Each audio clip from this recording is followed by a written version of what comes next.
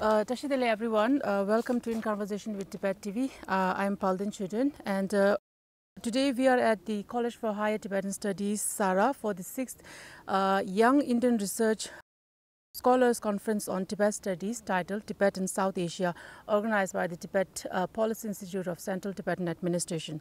And this year, 25 Indian research scholars from 9 different states across India are participating in the conference. And we are delighted to have 4 of them with us today to discuss their research and scope of Tibetan studies in their respective universities. And so I'll start from Pemu Sharba, so you can introduce yourself and each after her. Tashidile, my name is Pemu Sherpa. I'm assistant professor at Miri College and I'm from district Darjeeling. My paper today is on the absence of the recent Tibet in the South Asian climate or in the South Asian perspective of how climate fiction is discussed. The title of my topic is Tibet Forgotten in the South Asian Climate Fiction. My name is Jahirul Bhuyan. I am from Assam and pursuing my post-graduation from Darul Huda Islamic University, Kerala. So here in this conference, my paper is Resistance Literature and Identity Assertion, a comparative analysis of Tibetan resistance in exile and Indian local poetry. That's particularly on the Dalit literature and the Mia poetry of Assam region. I'm Dr. Barun Roy. I'm the assistant professor and head at the Department of Mass Communication, University of North Bengal. I'm delighted to be here. And most importantly, I'm delighted to be engaged with Tibet TV because I have been studying Tibet TV. I basically conduct research in diasporic media, and I have been studying Tibetan diasporic media. And in Tibetan diasporic media, I've been studying both television, broadcast media, online media, as well as print media. I'm trying to look at the narratives in which you guys, journalists, Tibetan journalists, and Tibetan media actually creates the narrative for the Tibetan diaspora and also helps, non-Tibetans, connect with Tibetans and to, to help us understand what is the very idea about Tibet and, to act as a bridge between both the Tibetan diaspora and the homeland people, as in both in Tibet back home and then of course in countries like India and all over the world. Thank you very much. Thank you. And then we have from Sikkim University, Sangye Lachenpa. Tashle, first of all, I would like to thank Tibet TV. Currently, I teach in the Department of International Relations, Sikkim University. Just to put the few points, to have these gatherings, say like young scholars, basically who are studying the larger Tibet-centric topics, I think it could be very, important. Say in a sense, not only from Tibetan perspective, but from the larger Indian perspective as well. Because as we see today, Tibet has a huge importance. Say not only from, say, larger dominant narrative of a geopolitical aspect, but even when we try to look at, as Pema was trying to put forward, the larger climate-induced changes, right, so forth to say. So it is within these connotations, like even I can say, say spaces like Sikkim University could be a very important point. Of course, in Sikkim there are lots of people studying Tibetan studies, but to increase, so to say, because even when we try to look at the location of Sikkim, it is at the crux, it's very important location where you can have a first-hand, so to say, not only the bookish knowledge, but also the first-hand experiences, since like we already know that it is a culturally contiguous region, so to say. It is only with the construction of modern nation states that now we have, so to say, demarcated borders. So so my topic for the conference is, I try to delineate on the larger aspect of China's development model in Tibet. So I've tried to look at the larger, changing paradigms of China's larger development models in Tibet over the years, so to say. of course, like I've been, studying the larger Chinese development models, not only Chinese development models, but even, Indian development models in, say, Himalayan regions, particularly, say, for example, Sikkim, Arunachal, and even Tibet and all. So one problem I find is that whether it's the Chinese-induced model of development or, say, for example, Indian States perspective, I think we really need to rethink the development model which we have in these places. Because if not, then I think in future we are all going to have a huge problem. Thank you. We'll talk more about your paper later, but my first question to all of you is what motivated you to choose Tibetan studies as your research focus? You want to start? Or what motivated me to study, larger Tibetan is primarily because, as I was pointing out, the culture similarity which I have with the Tibetans, right? So first thing is that there are so many similarities in that sense. Second thing, I was much more in tune, so to say, interested in knowing the larger Chinese development models, especially in the peripheral areas. So that is what brought me to Tibet. And that's where, I also found out that, there are lots of new avenues to look at it. See, what happens is we have to understand the fact that India is not just a country, but it's a country of countries. That's why it's called subcontinent, isn't it? And India's existence cannot be imagined without Tibet. When we are talking about Tibet, we are talking about Tibet in terms of history. We're talking about Tibet in terms about, geopolitics, even environment and all those things. I come from a university that is University of North Bengal, one of the oldest university in our region. The University of North Bengal has been, created right in North Bengal, which connects, the entire Northeast with India, and is such a strategically located position it has. Our university has one of the oldest centers which actually pioneered the study of Himalayas. So we have a Center for Himalayan Studies where we have been studying about the Himalayas. In fact, our scholars and professors are now looking at not just looking at the Himalayas as a place to study, but Himalayas itself as a methodology to study how we are going to study. So in that aspect, what happens is, I was personally interested when I was working in a research. I come from a media anthropology background. I look at the coming together of anthropology and media sciences, because what happens is media is for the people and by the people. So in essence, what media does, it connects the people. So there is an anthropological aspect to it. When I was looking into it, I realized, we have the mainstream media, we have televisions, we have all those things, we have social media and all. But what happens is, if you look at diaspora, and when we are talking about diaspora, the diaspora which is particularly when it comes to Tibet and Tibetan, is the displaced diaspora. So what happens is when you are moving out from your homeland, what kind of imagination you live with, in terms of your identity, So I was more interested in that, and that is how I was researching, and then I engaged with Tibet TV, Tibetan Review, and I was perplexed to know that some of the oldest, Tibetan newspapers actually were published from our region. Yeah, and for example, Mirror of News, which was published in 1925 by Mr. Tachin back in Kalimpong, 1925. Yeah, and some of the oldest texts. I mean, when it comes to media.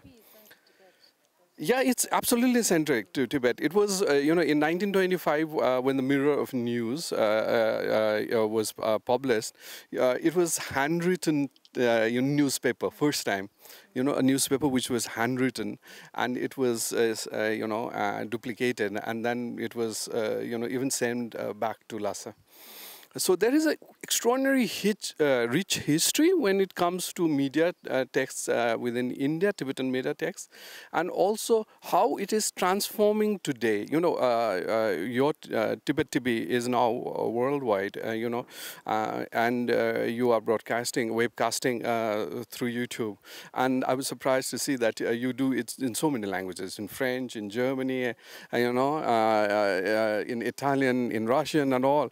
I mean, that's how you're reaching out, isn't it? So what happens is you are connecting to the people and you are creating, you know, an image, a narrative which helps the people to reconcile with where they are and what they are, you know. So what it does, it helps them root, you know, to the place they are. Because what happens is when you are away from, look at today, you know, most of the Tibetans in India or the rest of the world are non-Tibet-born Tibetans, isn't it? So for them to create a narrative, to create a story, and to create the sense of belonging, and what role you guys play in that.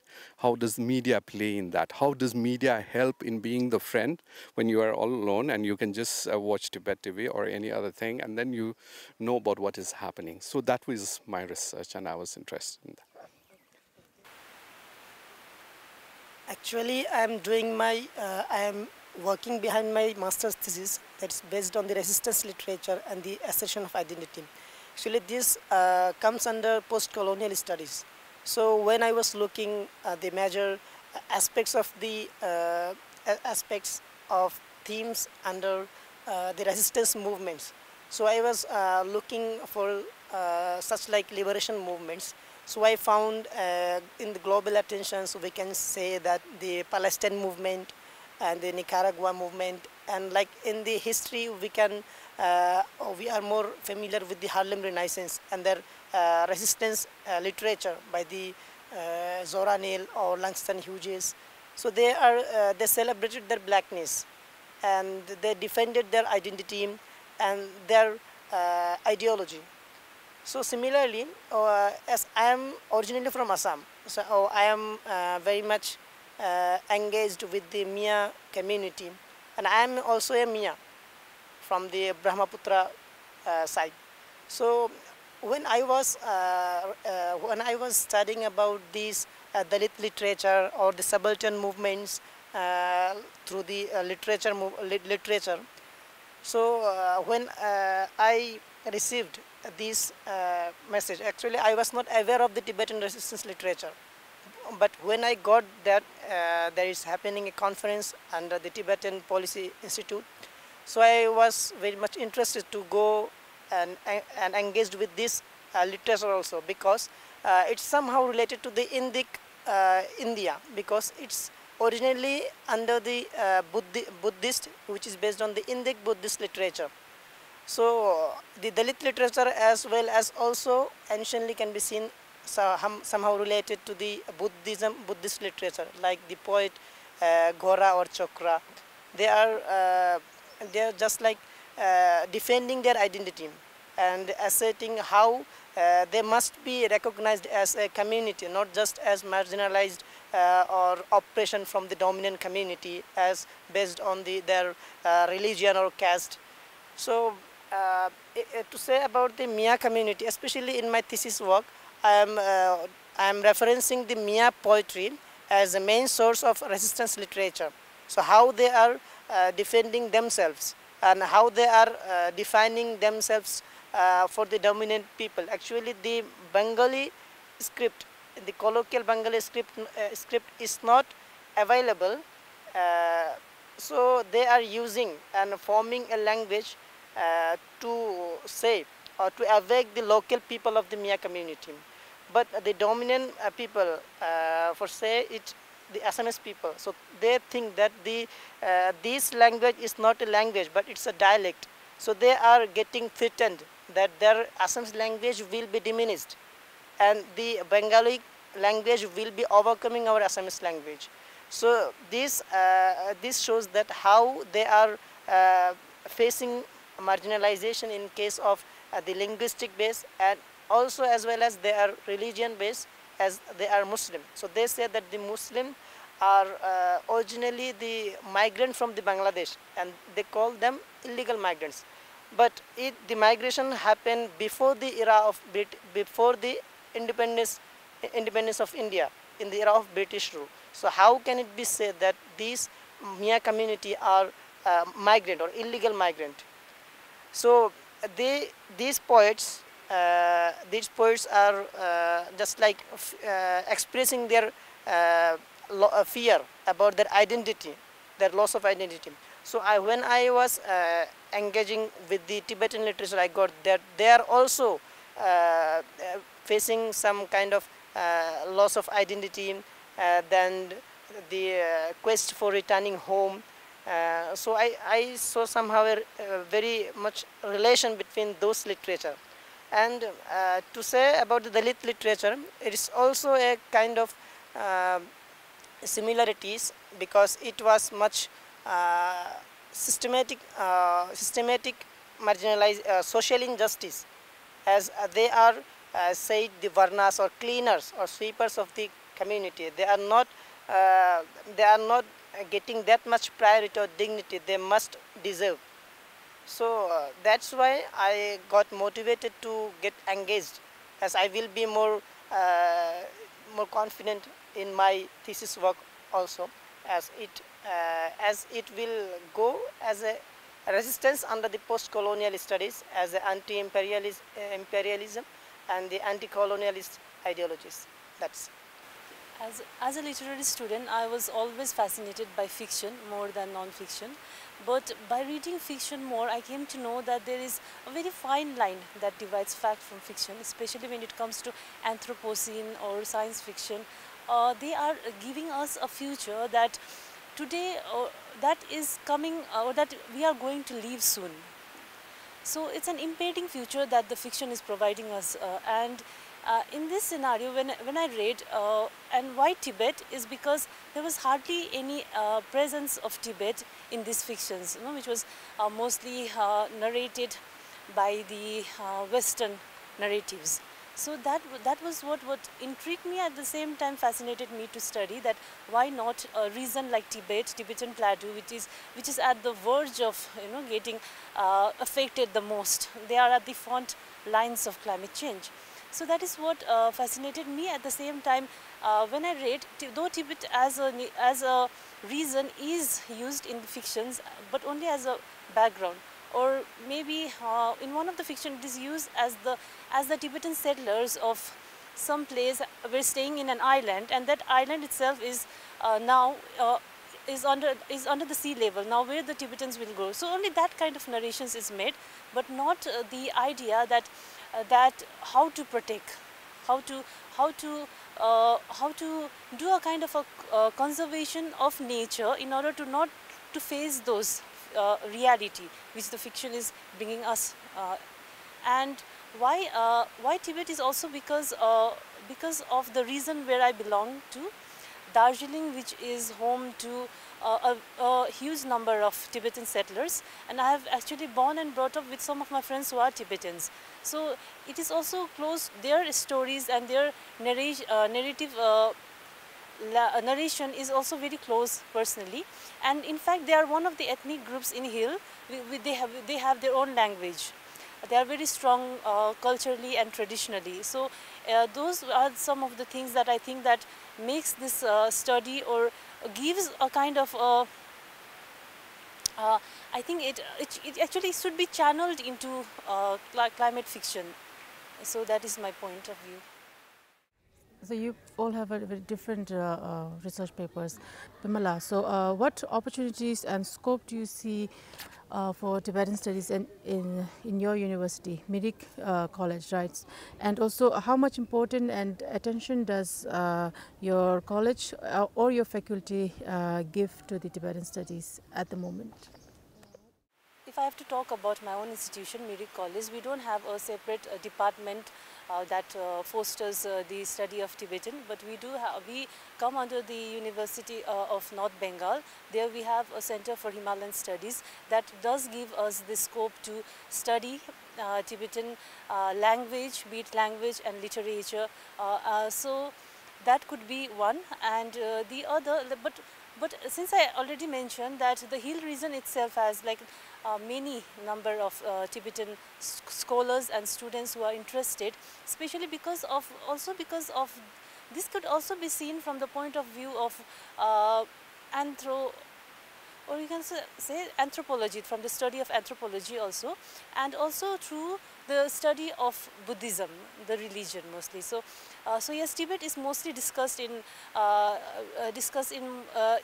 most of the conferences and scholars, and they do bring up so many stories and narratives about their region. So I think it's a very emerging genre, or not genre. It's an emerging cultural studies that can be fostered or provided in our institution. And what about you, Jarula? You're from you're from Kerala, right? Yes. So in Kerala, in your university, how is the importance or the attention given to Tibetan studies? Are you the only one who's come up and who have written a paper on the comparative study on the local Tibetan resistance, right? Mostly in art and literature. Yes, in my case also, like she said, that there is no any kind of particular department that focuses on Tibetan literature or the Himalayan, as well as there is no any kind of that like departments. But actually my university, my institution is an Islamic university that integrated the Islamic principles, Islamic education, as well as the material education. So my department is the civilizational studies. So the department gives us independence to select any kind of research works for their thesis. So actually in my department, I am the only one who got interested in this like resistance literature. So there are other students who selected their thesis works about their literature, but particularly the post-colonial studies, that's I have chosen independently. So there is in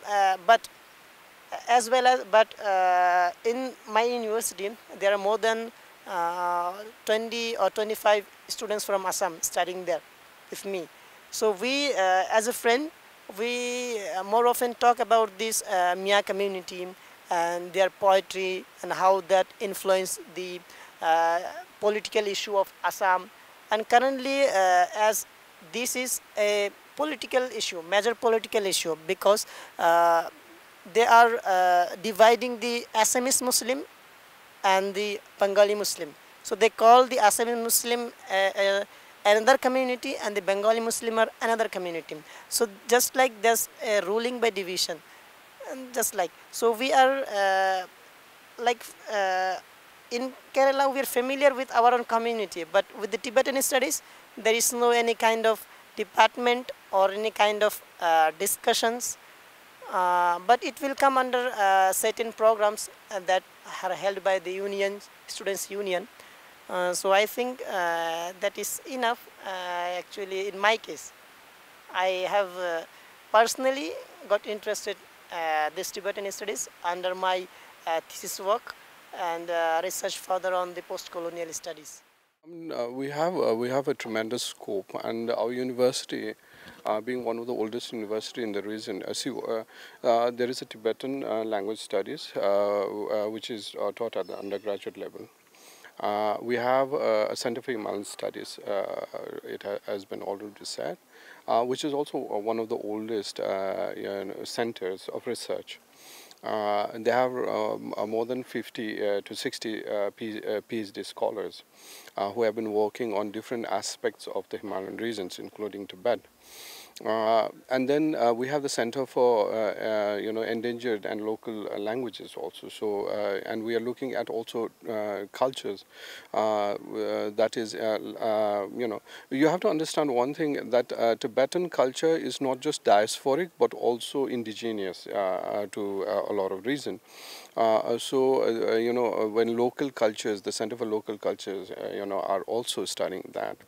For our own department, Department of Mass Communication, I being the chairman of both the undergraduate and the postgraduate courses, we have started a documentation center and a research center. It's basically a resource center we are starting.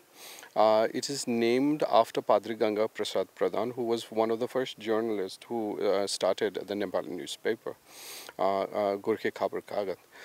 But what we are doing there is we are, as you said, we are from Masscom, so we are interested in newspapers, magazines, all kind of media products that was found. So what we are doing is now we are starting an archive. Both a digital archive and both a physical archive in our department.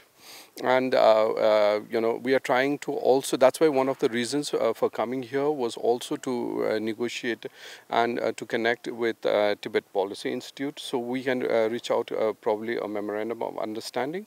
So what can happen is that we can have a lot of resources and documentation of old Tibetan texts. And I'm not talking about the religious, I'm talking about contemporary old newspapers, magazines, and also what we can do is let on researchers can come at North Bengal University at our department and conduct studies, and they can use those resources. I mean, we were happy to get a lot of very old magazines from from a lot of people living in the Darjeeling Hills, and as I told you earlier, the newspapers dating back, handwritten newspapers dating back to 1925. So we are creating a documentation center for them. We also have a documentation center for Center for Himalayan Studies, but this will be completely separate. And a huge portion of that will go to Tibetan studies also, and basically Tibetan media. So we are very excited and looking towards that. We are also trying to engage in a memorandum of understanding, hopefully with Tibet Policy Institute, so our scholars can come here and their scholars can come, and work in ours. I'll ask you more on that after this. Sangila, can you tell us, you're from Sikkim University, so how's the attention or the scope of Tibetan studies there? As far as that specific nomenclature goes, Tibetan studies, I think we don't have it as such. Study of, say for example, like Tibetan studies per se. That's why even when I did my PhD from JNU, I didn't see that also in JNU. Sikkim University also, it's same thing. Say in the sense, institutionalized learning of Tibetan studies is not there per se. But then the larger connotation of Tibetan studies comes in a different, different pattern. Like here, doctor was trying to point out through the media analysis, right? And then when I try to look at even, say, for example, Sikkim University per se, though there is no like Tibetan studies department per se, but then there are lots of scholars working on the larger Tibetan studies. Of course, like even if you try to look at the trajectory, earlier it was only to do on the larger narratives of religion aspect, but now much more strategic, and now even climate changes are coming into the picture. So in that sense, now we see, so to say, a different direction of the larger Tibetan studies in all direction. And even, so for example, like I have my MA students who are working on Tibetan related topics. But again, at the same time, as I was pointing out before also, like states like Sikkim or region like Sikkim, sometimes, there is not much, in the sense, distinction in the sense of how you try to look at Tibetan studies. Because sometimes, it cut across what I was trying to point out, so across national boundaries. Say, for example, I think in Gangtok we have Namgyal Institute of Tibetology. Even that institute itself encompasses broad categorization of the space in itself. I think that's where, I think, if I have to just try to bring out the idea, I think it was given by Dan Simon Yu, where he tries to equate Himalayas as, to sort of say, quote him, new Himalayas. So new Himalayas, in the sense, it doesn't encompass the Himalayan per se, but it's a broad field. So in that sense, yeah, like say for example, if I'm trying to study Sikkim, it is not that I can study Sikkim in one like fragmented form. Of course, Tibet also becomes very important. Say for example, if you want to study the history of Darjeeling, the influence of Tibetan comes into that time. We were trying to talk about Kalimpong also, same thing. So in that sense, like the modern or the contemporary of my understanding of Tibetan studies is that it is, diversified. So of course, there is a huge potential.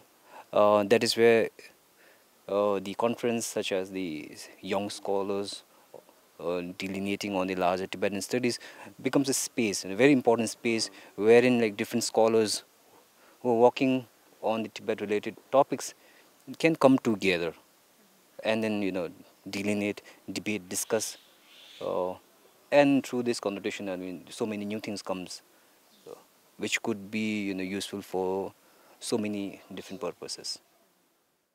So for this question, I want to give a little focus on your paper. You can, with my questions, you can briefly tell us about your paper, but keep the answers brief, right? Okay. I know it's difficult, and some of you have your papers. You have to presentation today right. And some tomorrow, right? So, but I'd like to touch upon the question one each. So I'll start with Sangi Lachimpas. So your paper is on China's development model in Tibet, positioning shifts in its strategy. So my question is, what do you understand or make of PRC's development model in Tibet today? And also, whom is China's development model in Tibet is made for or implemented for? Oh, see, it's interesting in the sense like the question itself. See, in the sense, if you try to look at PRC's white papers, so PRC's white paper, like even State Council's white paper and all, the development, basically it indicates to the Tibetan community in Tibet Autonomous Region per se. But then when you try to go to the ground and then try to focus the study, that is where lots of problem arises. Say in the sense, who is benefiting and at what cost. So that is where like you have lots of politics of development, so to say. So that is where I also feel that I can just explain it in like 1 or 2 sentences, right? Because say for example, 1980s when China started with the Tibet Work Forum, right? There are so many like interesting quotes like wheat infrastructure, like Tibet suffers from weak quote and unquote wheat infrastructures. So that is where now you build up the infrastructure. Of course, like you get roads, but again at the same time it comes at lots of other cost. Right, ecology, climate, and then again, that has been intruding my mind also, like people's first development, wherein you try to look at development as now percolating down to the zero, like to the commonest of the commonest people. But again, when you try to look at or study the ground zero reality, it is not. And that is where again when we try to look at development model in Tibet per se also. Basically, I think it is mostly the urban people who are benefiting it. But then if you try to look at data, Tibetan mostly resides in rural areas. Again, when you try to look at urban areas also, there are lots of, layers. Say in the sense, who are benefiting is mostly who has a larger social strata. Say, for example, if you are closer to the party, and if you have a Chinese fluency, right, and then who have a capital. So these are people who are benefiting it. So that's where I found like there are lots of layers in the sense. Of course, on the white paper, like it seems to suggest to us that it's for the Tibetan people, but again, the ground rarely suggests otherwise. So yeah, I'll be delineating on that aspect. So another not important, I won't say important, but also trying to look at is the contemporary issue of education policy in Tibet. So I'll be touching on that also. So in the sense, I've tried to look at how now China is assumed that it is shifting to a new strategy. So in the sense, now you don't want to use, say for example, performance-based legitimacy per se. Now they're just trying to course consent. Basically, you're not trying to change the mind from the young age only, so that as years go by, there is no Tibetan narrative at all, no Tibetan discourse at all. no Tibetan intellectuals at all to challenge basically the Chinese discourse.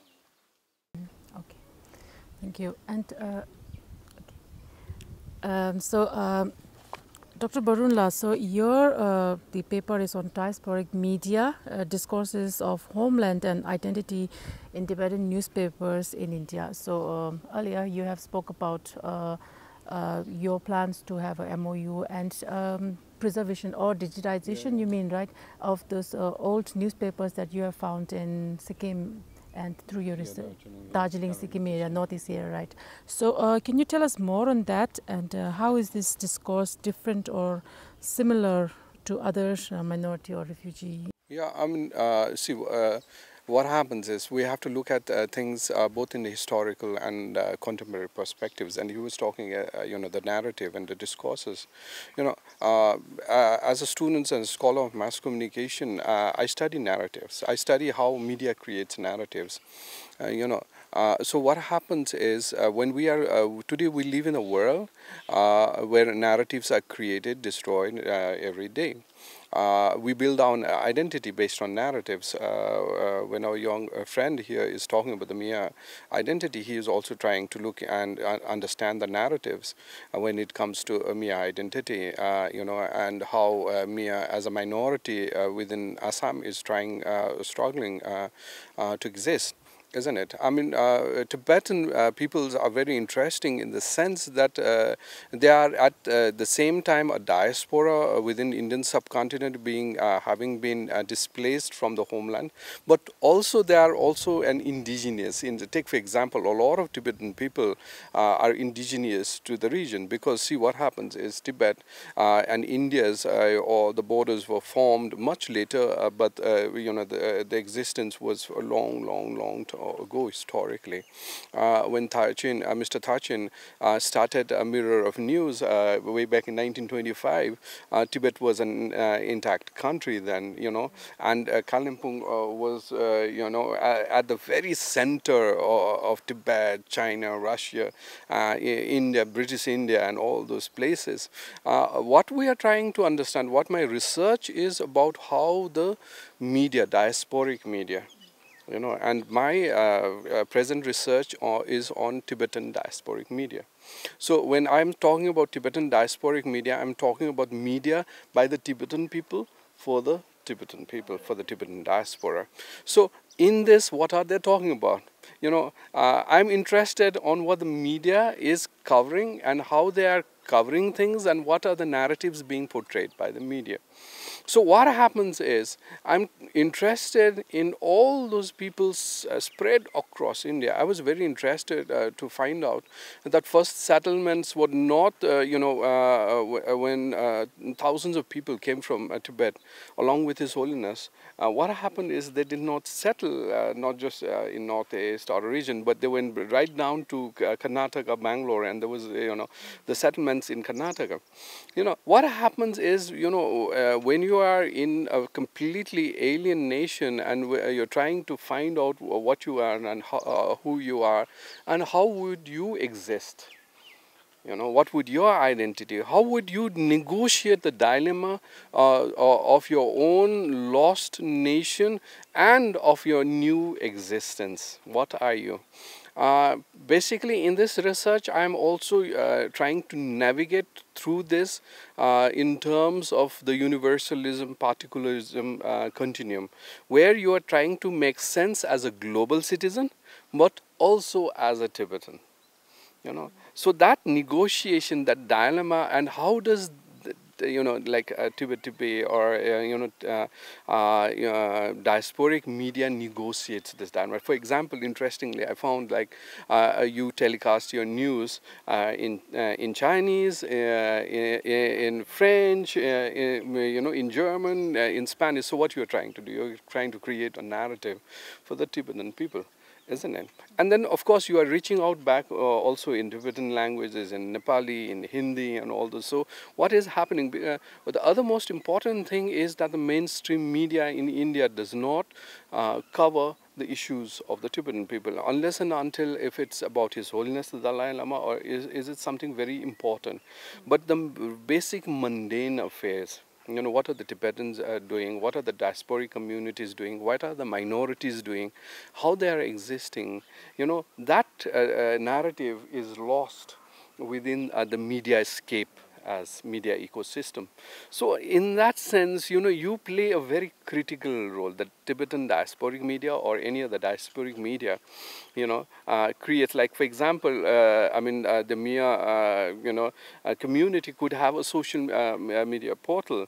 That there could be a Nepali television in Maharashtra, and also what they do is they cater to this diasporic community in a very alien land. So my study, and I'm trying to focus on that, is how to do that. Now when it comes to our further researches that we want to create and engage in our documentation center, is that to bring in, to nurture other researchers as well, and to facilitate them by providing them resources first in terms of documentation. What is happening in now is the old media products are being lost. We had very old newspapers, we have very old magazines, we had fantastic photographs, all are being lost. They are not being documented. So the problem is, once they are lost, it's gone forever.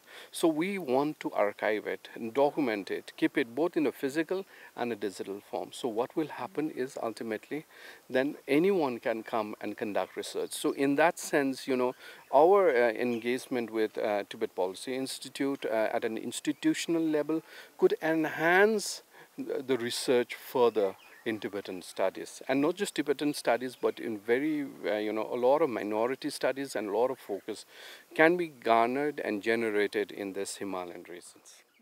So, Jerul, your paper is on the literature and identity assertion, a comparative analysis of Tibetan resistance in exile and Indian local poetry. So, what are the findings? Just can you sum up in just a few words? Okay, the comparative analysis of these three literature, the findings was the Mia poetry is somehow facing a systematic marginalization. They are facing marginalization on the basis of their religion, language. So they are, the government as well, not ensuring their identity. So they are confused.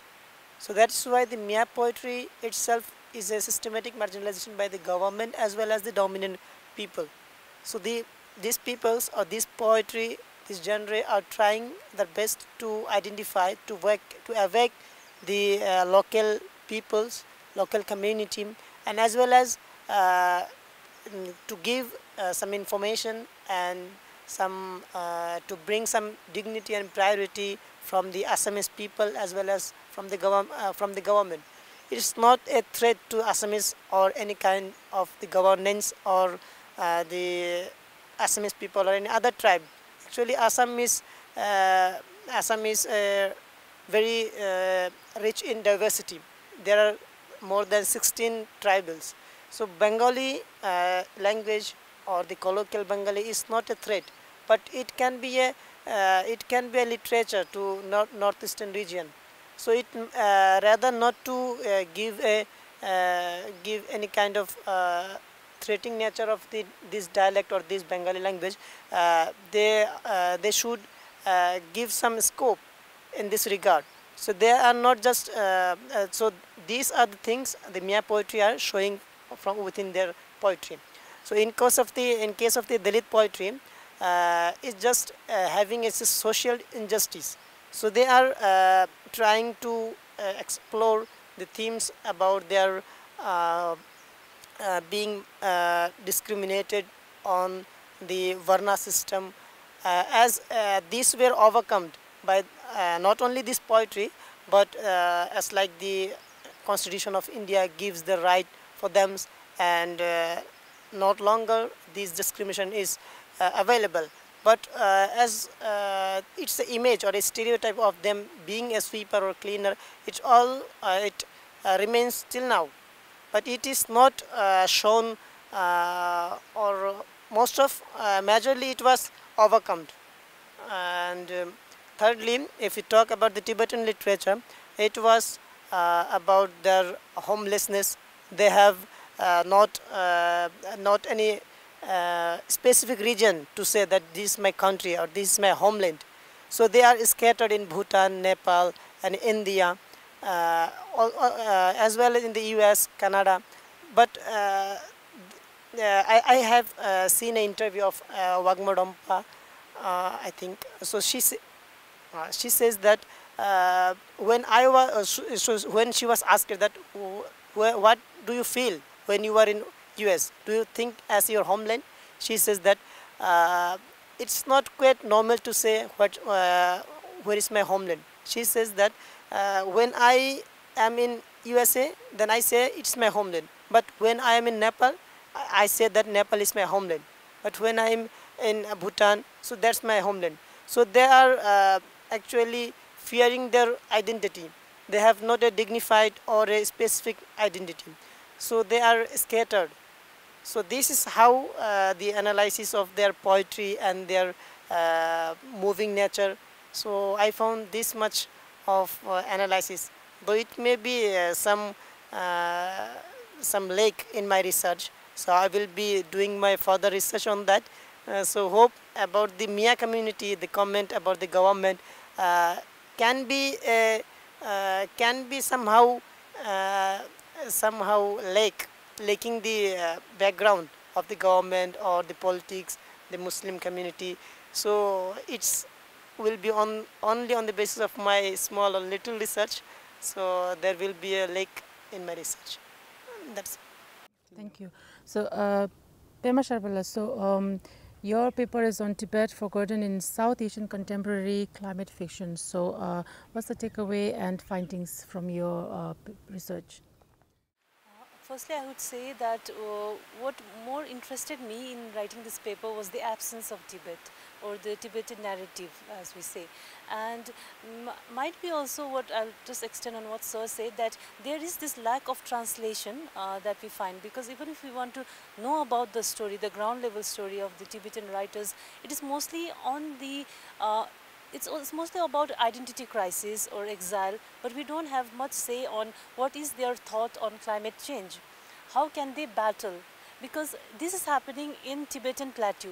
The locals that are residing there in the pastures, how are they dealing with the climate crisis? So I think that we need more stories that are coming in language that is globally accessible.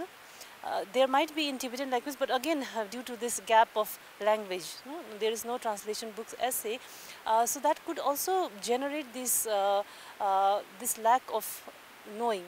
Because when we say that think globally, act locally is not actually working when it comes to climate change. For example, we can take the country Bhutan. Lots of changes in their governmental rules are there in order to control pollution, in order to make some difference in in the rising global temperature. But not much has been achieved when it comes to the strategic reading or the level of global rising or temperature rising. So as such, I think that fiction can be one way or one medium to engage people locally, by telling the stories of the mountain stories, or stories about their gods and goddesses, the stories that are related to them, that might come in form of climate fiction, and then that might to some extent make them a part of this global endangerment that we are going through. So that is what is my. Actually, this study is actually very at the initial step, I would like to say, but I think that this is one of the genre that should be taken seriously. Definitely. So before I sign off with this conversation, with this discussion, so one last question for everyone. I'll start with you, Pamela. So how valuable do you think the conference like this, organized by the Tibet Policy Institute, for the Indian students who are interested in Tibetan studies? Yes, conference and seminars like this are really very enriching for students who are just thinking of like trying to just make a structure of what they want to study further in, especially when we are at the initial stage like me, who's thinking that maybe Tibet gives or fosters an area or needs more to be studied. By coming in contact or in conversation with experts who are already have worked and have lots of knowledge about this particular genre or the reason, we are very much helped in order to what to work on and how to think on what kind of narratives, what kind of storylines are much useful for our researchers. Sorry. Okay, for me it's just a new scope. I was unaware about the resistance literature. I know the Tibetan or the Chinese occupation, but the resistance literature particularly I was not aware. So for me, the southern part of the India, so it will be a very much initiative stage to get more scholars to get engaged within this kind of resistance, and there will be also a circulation and attention of those scholars who are unaware and who are engaged in the post-colonial studies or these like resistance movements and liberation movements. So they will be also making some circulation and attention to those scholars. That's how a little bit for according to myself and my own little analysis and my own little information. What about you? So I'd like to thank Tibet Policy Institute because what it has done is it has first of all helped us to connect with other scholars. With everyone who is working on the larger issues when it comes to every different aspects of Tibetan studies, you know. So what it does, it helps us connect. So it's like today we are having this conference. It's like we are just sitting together and trying to play the jigsaw puzzle game. So we are connecting the dots, you know. So I'm every time I'm listening to everyone and I'm like mesmerized because it is hugely enriching. First of all, it helps me to to find weaknesses in my own research, and to get a genuine feedback by people who knows about the topic. I mean, who knows about the Tibet. Yes, I'm extraordinarily good expert. Yeah, I mean, so what happens is, we'll be able to solidify our research, and then we are able to see, the scopes of future research. You know, connecting with others. For example, a lot of people are working on political communication. For example, talking about the security of the regions. So that comes and gives me ideas about how I can look at in terms of the political communication, you know. So yes, it has been extremely wonderful. Looking forward to presenting my own research paper, connecting with all the scholars here, and learning from them and sharing my idea. I think this is a very good initiative, and I would also like to thank Tibet TV. I mean, you are webcasting this the entire thing. I've been told, and for all the work that you guys are also doing. Thank you so much. As far as the importance is concerned, I think it has immense value. So when just to add few points, the conference as these, basically what it does, it provides a space. Of course, space again, provides a space as in a sense at individual level, and again at the same time at the institutional level also. Say at the individual level, of course, say for example, the space will provide me with lots of new avenues, different way of looking at the same issue. Of course, like I've been reading about say for example sovereignty issues, development politics, but something say for example literature related to Tibetans, climate friction related to Tibetans, it's something new for me. So in that sense, the conference as these brings in lots of new ways for me to look at new things. Right. And then that's where, I think new methodologies could be developed. Exactly, yes. New ways of looking at a particular research can be rethought about it, so to say. At the institution level, of course, since so many people are coming together, that is where there is future prospect. As the doctor was trying to talk about, say now, signing of memorandums. So that is where, I think it gives a space to reconnect again. So in the sense, we finish the conference, no, that's not the end of it. It's just the beginning. Right, so that is where, I feel it's very important for Tibet Policy Institute to have, every year, so to say. And that's where, of course, I'll thank TPI also, and even Tibet TV also. Right, I think we had a wonderful conversation today. Just, whatever it's in your mind, just slot it out. Thank you. So with this, we will conclude this discussion here, and thank you so much to each one of you for coming to our program and talking to us about your paper and attending this sixth Young Indian Research Scholar by TPI this time in Dharamshala in Sara. So thank you so much for being here.